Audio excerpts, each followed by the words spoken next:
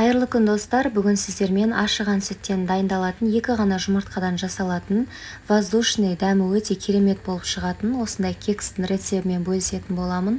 Ашыған сүттен дайындалғаны мүлде білінбейді, қараңыздар, өте жұп-жұмсақ керемет болып шығады.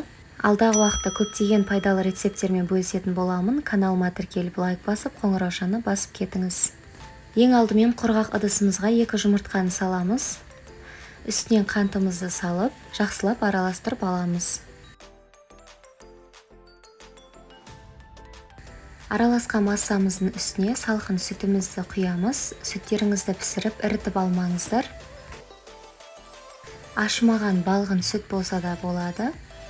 Блендердің немесе миксердің көмегімен жақсылап араластырып аламыз. Енді үстінен бөлме температурасында тұрған сары майымызды саламыз. Сары майларыңыз міндетті түрде жұмсақ болуы керек. Үстіне сұйық майымызды құйып, барлығын біркелкі масса болғанға дейін араластырып аламыз. Енді құрғақ заттарымызды саламыз. Ұнымызға разрыхлителімізді салып араластырып, жартысын саламыз. Енді үстіне ванилинімізді салып, біркелкі масса болғанға дейін жақсылап араластырып аламыз.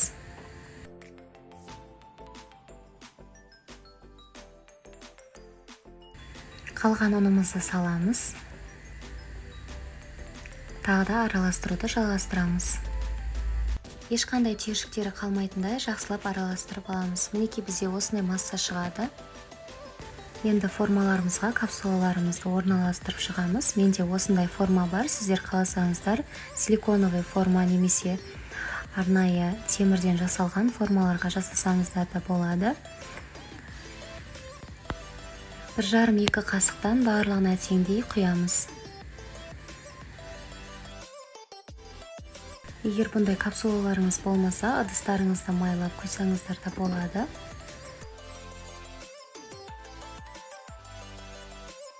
Барлығын бір қалыпта құйып шықтық. Енді 185 градуста қызып тұрған пеште 20 минутқа пісіріп аламыз. Мінекей біздің кекстарымыз дайын болды. Енді 15-20 минутқа суытып, капсуладан шығарып, дастарханға ұсынсаңыздар болады. Қарапайым заттардан өте оңай дайындалады. Міндетті түрде жасап көріңіздер. Рецепт сіздерге пайдалы болған болса, лайк басып, қоңыраушаны басып, тіркелуді ұмытпаңыз.